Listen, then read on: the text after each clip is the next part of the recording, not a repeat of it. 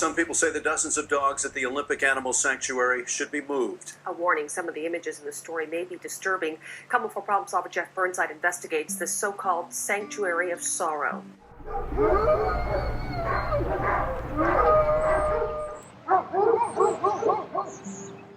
This is about the dogs. This is about nothing else but the dogs that are in this building.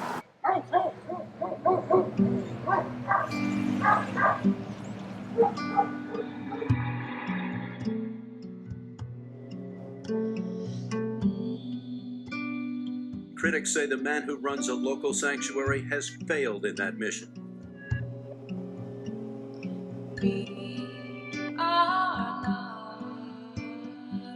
It's an ugly, dirty little secret that has come out, and people have to be a voice for these dogs.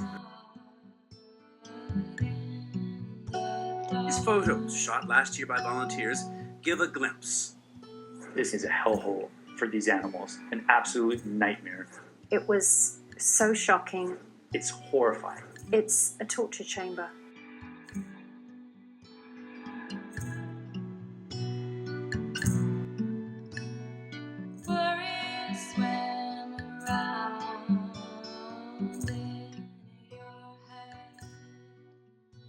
I don't think he realizes what he's doing. Should the authorities shut him down? 100,000%, yes. It was so shocking, and just, I have never ever experienced anything like that in my life.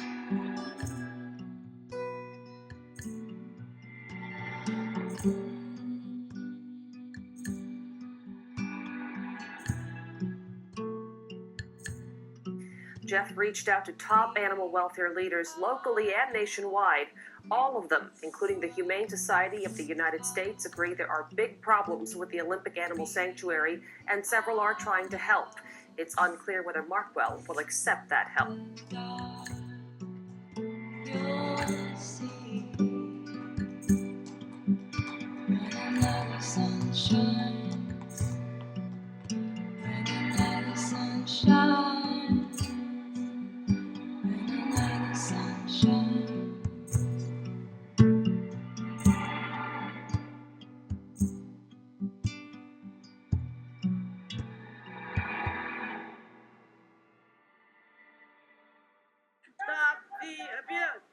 A noisy demonstration in Forks was followed by weeks of small pickets outside the warehouse.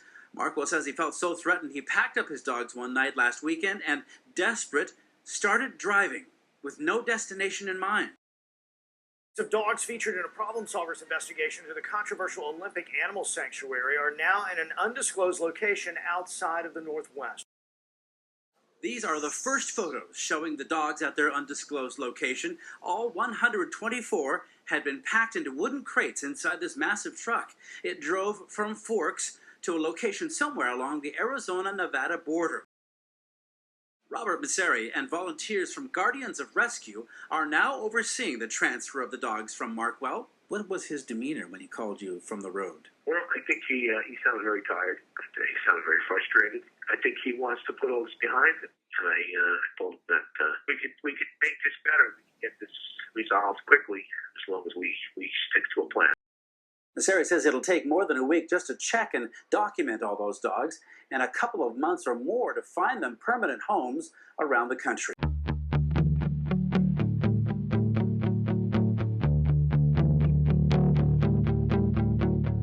Tear down the walls, 'cause I'm not afraid of me. Tear down the walls, 'cause I can trust all. I've seen so much in my little time without you.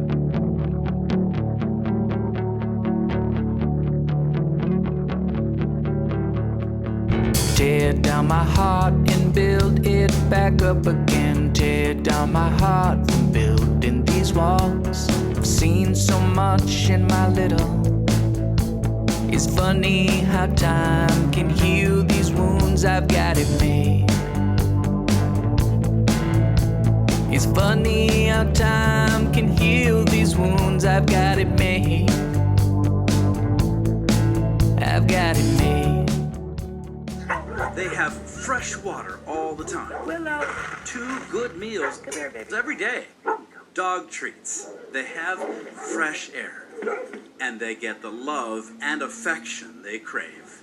But this is not the town of Forks. They are now far, far away in this remote Arizona desert. Hi, Bubby. It's where we met again with Patty Wynn, a Washington woman who has made saving these dogs her mission. Can you sit? Thank you. They're so happy and they're so alive. The spirit is back in their eyes to see them out here like this, knowing what they have lived in for so very long and what they've lived without.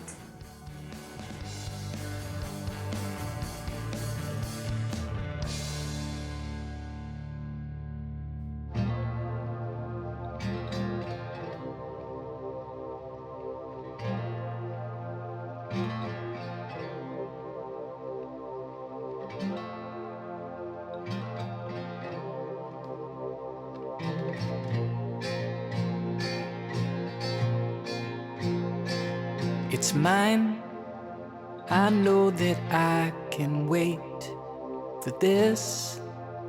It's time to educate for me. I know I'm going late on you. So stay with me. I can be real, you know. Not for too long, sometimes stay with me, I can be real.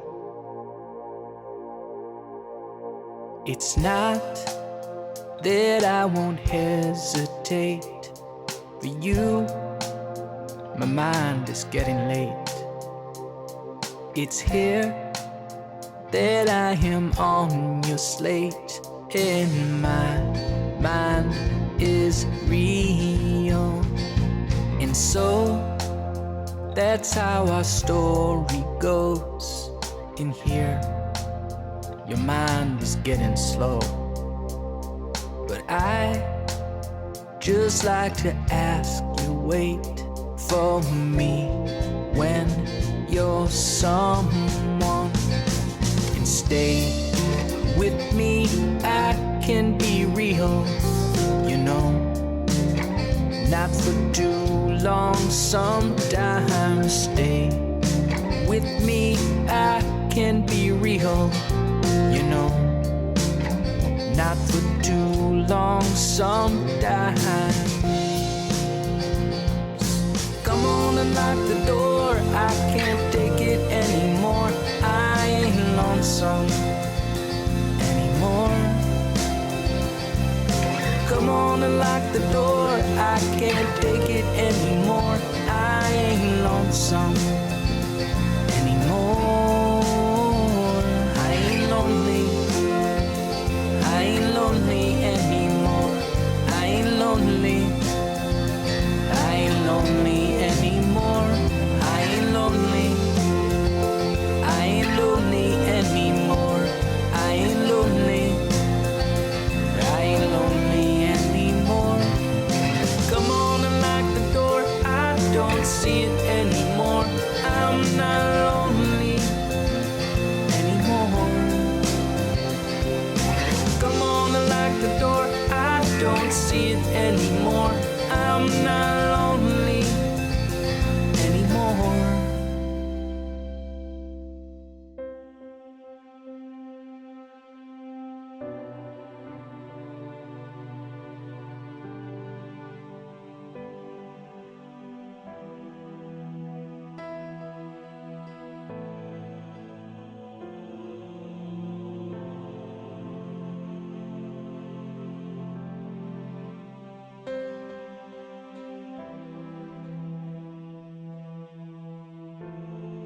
Very personable, very friendly, as you can see. At this Las Vegas vet clinic, 4 of Markwell's dogs are getting urgent medical care, especially Buddy, who days ago the vet said had been near death. And now he's recovering from pressure sores and a lack of food that caused seizure on top of seizure, according to the vet. You're sweet. I've seen some neglect cases, but they were never this bad. This is the worst I've seen, period.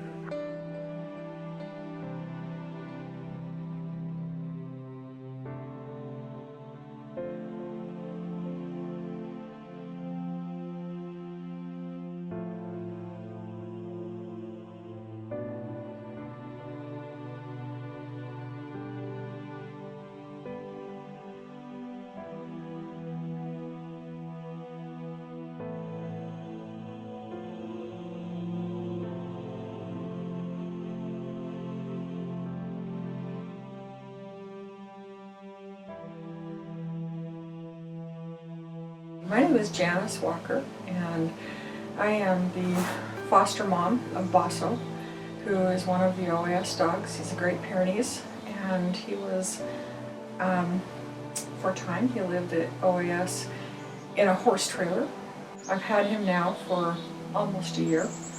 I was the intake volunteer for National Great Pyrenees Rescue, and also spent some time protesting what was going on at OAS, that the incarceration of these dogs living in the pink warehouse was inhumane, being kept in crates that were an undersize for the dogs and without proper food and water is nothing that any animal should ever have to live through. These guys are wonderful animals. They deserve better than what they got. I know that Markwell billed himself as being the be-all end-all for dogs, and I'm here to tell you he's not. Plain and simple, when Bosso, whose name is now Bailey, came to me, he was one of the most terrified animals I'd ever met. He would greet people with love and affection because he wanted someone to show that back to him. But when he came to me, he was afraid. He was afraid of small spaces. He had a pretty severe case of PTSD, according to the behaviorist that saw him. He had his double dew claws, of course that's a breed standard for Great Pyrenees. Those were growing all the way through the pads on his feet. He was in a great deal of pain. It had to have been excruciating for him. The worst thing for Bosso, who I call Bailey, was that he was afraid. Didn't know how to live in a house. He didn't know really how to live with a pack. And he's made friends with my 3 other Great Pyrenees. And in the time that we've had him now, he's come from a big scared dog who was underweight. He was really quite underweight. He has gone from being this scared animal to being a fairly normal Great Pyrenees. He loves everyone. He didn't love everyone to start off with. He was afraid of most people. He loves to be outside, roaming in big spaces. He likes to run the fence line. He likes to play with the other dogs.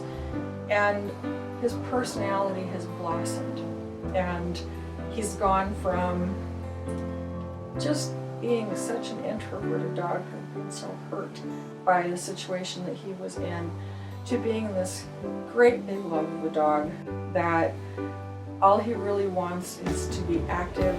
He loves to be loved on. He loves just seeing people, and that's pretty normal for Great Pyrenees. To think that he was in a sanctuary, someplace that was supposed to help him to live out his life and be comfortable, and to see him when I got him is heartbreaking. If I go back and I look at the old pictures of him, and it's heartbreaking. I can hardly keep the tears from my eyes because he is absolutely one of the most wonderful animals now that I've ever had. And he learns new things every day. But the thing that I wish the most is that with all of his progress and all the other dogs that were there in that horrible situation, I wish that something could be done to the perpetrator of it, because he honestly put these dogs' lives at such risk. So many of the dogs were harmed in his care. He did not know what he was doing. And I can speak directly to large breed dogs that he had in his care. He did not care for them in the way that a large breed dog should be cared for. Come and sit with me. Come and sit with me, 'cause I'm afraid to die. These dogs need to have space. They need to not be incarcerated. They need to not be starved. And the city of Forks hasn't done anything to this guy. Steve Markwell is pretty much still at large. We think he's probably operating another sanctuary from hell out of the pink warehouse. Nobody really knows, because even though the city now has laws against the type of behavior that he exhibited towards animals and hoarding them the way that he did, there are laws against that now. Have they been out to check out his situation? Do we know if anything's going to be done for what he did to at least 124 dogs in his care?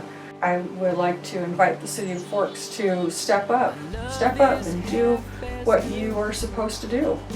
And make sure that this man is held accountable for his actions. Come and sit with me. Come and sit with me. I'm afraid to die. Yes, he served 20 days in jail for attacking the car of a protester. But let me tell you, it's not enough. For my one dog, Bailey, it's not enough. He's a good dog. He deserved better than what he had. And he could have easily lost his life in this place.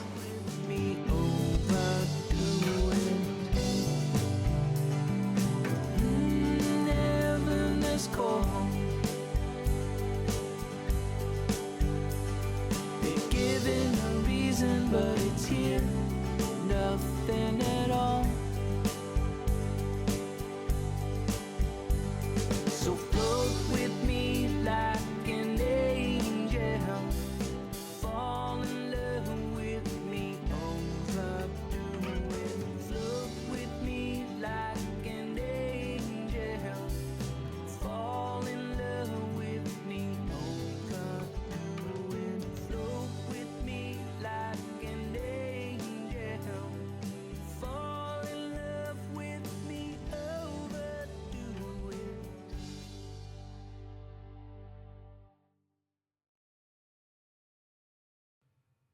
Here's one for dreamers who took that step.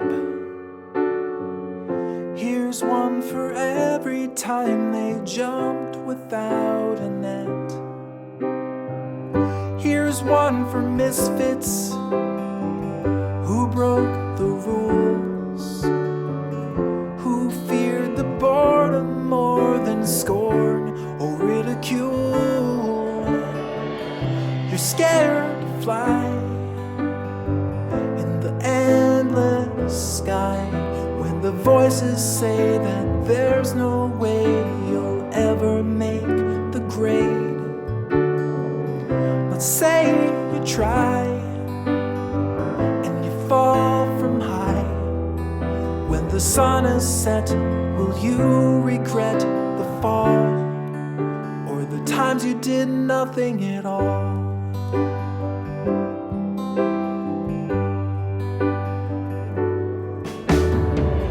Here's one for magic that lives within, for seeing beauty in the commonest of things. Here's one for passion without restraint, to those who stumble to the ground and feel no shame. You're scared to fly in the endless sky when the voices say